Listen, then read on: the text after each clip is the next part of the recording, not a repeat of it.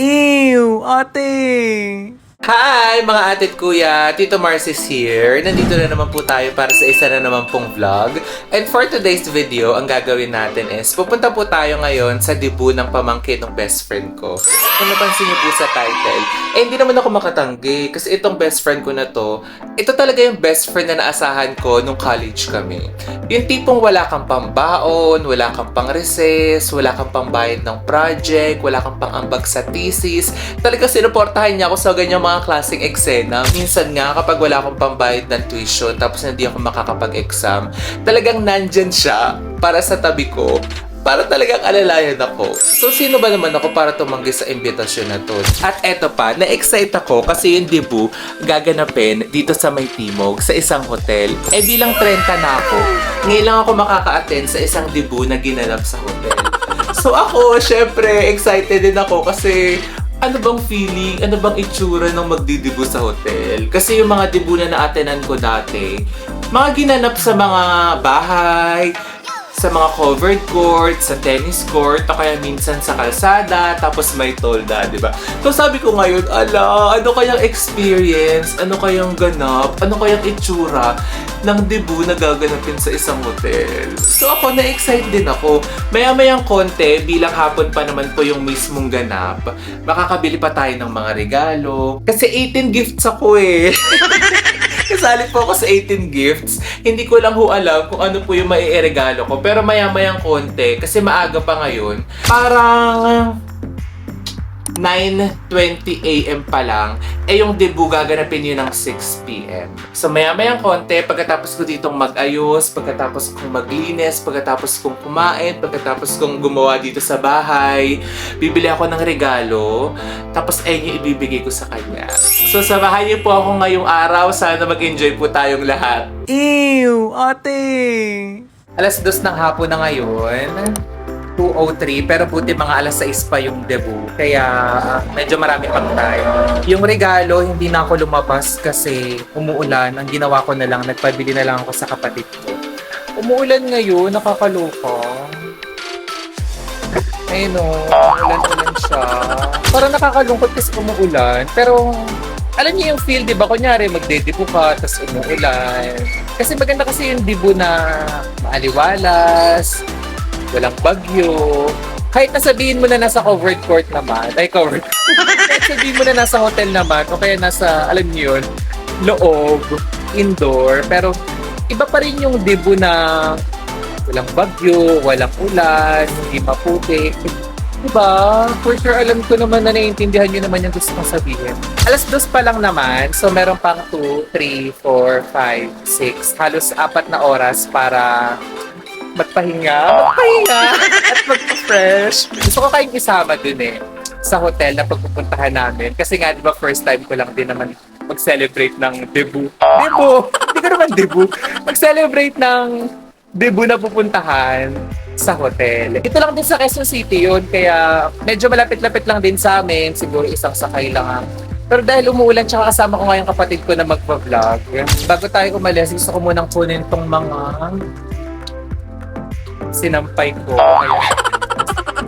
Mga sinampay ko na nilabahan ko nung nakaraan pa, pero hanggang ngayon mukhang hindi pa sila tuyo kasi ilang araw na rin nag-uulan-ulan.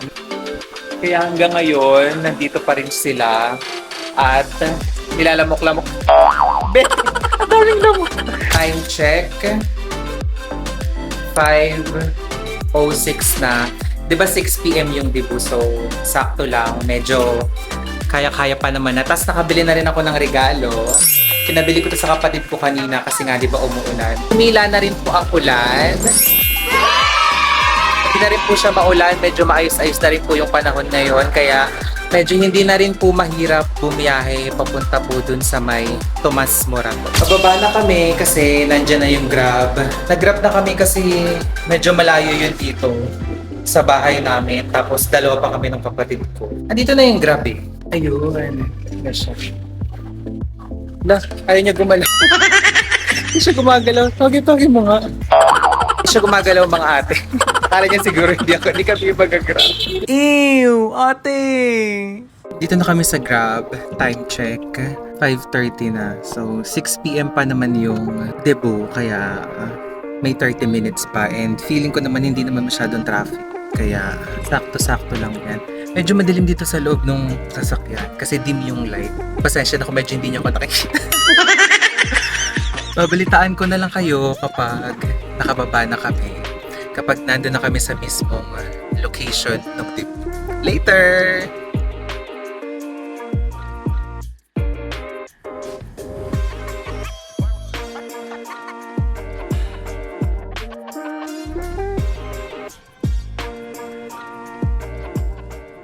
Ito na kami sa events place. Pero hindi namin alam kung saan ba dito yung mismong lugar na aming gaganap. Ito na. Ayan o, di ba? Ang bongga, meron pa siyang mga ganto-ganto. Ala! Wait!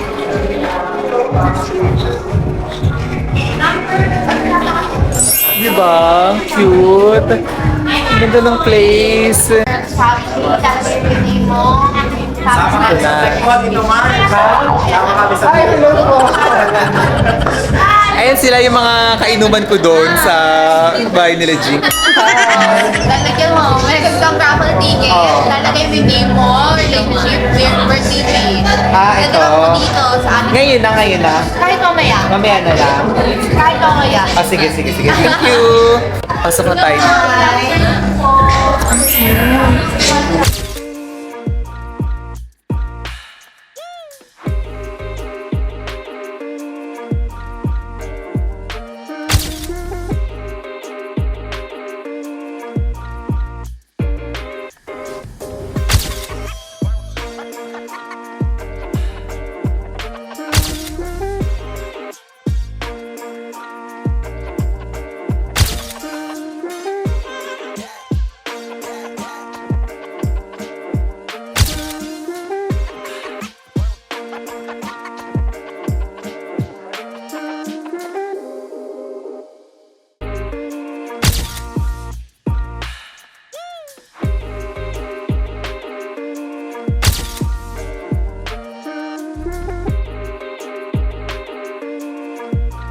Siyempre, bilang gutom na ang lahat, meron mo na mga pika-pika dito.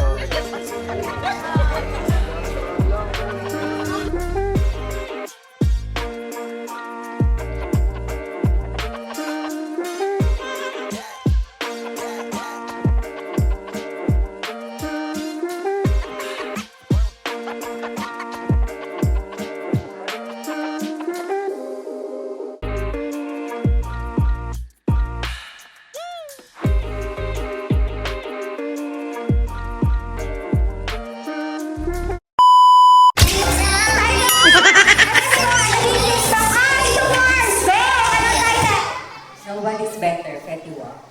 Is that correct? It's correct. Simple! Table number 3.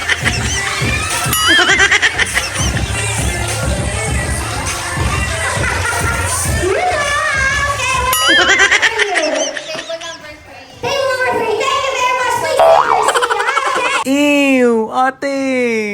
Morning mga ate at kuya. Hindi na ako nakapag-video nung pag-uwi ko dun sa Cebu na pinuntahan namin kahapon. Dun nga sa pamangkin ng best friend ko. Tsaka hindi ko na rin siya masyadong na-chika. Gusto ko sana siyang i-chika para isama ko dito sa vlog para makilala nyo rin yung isa sa mga best friends na sobrang malapit talaga sa akin na talagang naasahan ko. Kaso nga lang sobrang busy din nila. Tapos, syempre bilang pamangkin nila yun, nasa VIP sila, tapos sobrang suporta talaga sila. Kaya hindi ko na rin inistorbo. Tsaka doon sa mismong venue kasi, mga ate at kuya, may sounds. So, hindi ako makapag-video-video ng mga ganito. Hindi ako makapag-chika-chika sa kanila kasi makaka-copyright tayo doon. Kaya ayun, medyo kumuha lang ako ng konting clip. Medyo nagchika-chikahan lang kami ng mga nasa table, sa kapatid ko, nagpa-video lang ako habang kumakain. Para at least, may memories at may vlog akong nagawa dun sa mismong Cebu na pinuntahan ko. Tsaka gusto ko rin yung i-share sa inyo kasi para memories din. Kasi minsan lang talaga din ako makapunta sa ganong klaseng event, sa ganong klaseng Cebu na ginanap sa loob ng hotel. Sa loob ng, alam niyo yun, kumbaga bongga yung atake, bongga yung kaganapan, bongga yung eksena. Kasi nga, gaya nga ng sabi ko sa inyo na nakaraan, kadalasan talaga na napupuntahan kong debut dito sa amin. Yung mga nagaganap sa mga labas, sa covered court, tapos may mga patolda sila mayor. Hindi naman masama. Enjoy nga rin yung ganun di ba? Yung magiinuman kayo sa labas lang, yung tamang chika-chika lang. Pero, iba pala yung atake ng ganun, no? Parang ang ganda-ganda, ang bongga-bongga. Kaso nga lang, hindi ko alam kung magkano nag-gastos nila. Parang mahal-mahal. Meron kasing game doon, parang icebreaker, parang sayaw-sayaw, ganyan-ganyan. Tapos ang sabi ng host, bawat table daw, kailangan may representative. Ako nasa pangatlong table. Tapos kapag ang sabi niya, kapag magaling daw, kung sino daw yung unang makasagot, kung sino daw yung unang makahula ng kanta, siya daw yung table daw nila yung unang kakain. Ginalingan ko na bilang laban-laban tayo at hindi tayo susuko sa mga ganyang klaseng mga bagay para mauna tayo dun sa kainan, sumaya! Buti na lang talaga. Sumasayaw-sayaw ako dati sa TikTok. Yung mga pa-sweet-sweet na sayaw lang. Kaya medyo hindi ako nahihihaya sa mga ganon. Masaya lang na experience. Tapos meron pa sila doon parang libreng inuman. May mga alak-alak na pwede mong inumin, unlimited. Kaso nga lang, umuwi na rin kami ng maaga ng kapatid ko kasi meron pa kaming gagawin. Tapos meron pa siyang pupuntahan. Kaya umuwi na rin kaagad kami. Ew, ate! Ayun, mga atit kuya, maraming salamat po sa pagsuporta at sa panonood po ng vlogs na mga ina-upload ko. Patuloy po ako mag-upload ng mga ganitong klaseng vlog para good vibes lang po tayo. Wala na po tayong toxic, chill lang po ang buhay. Salamat po! Bye!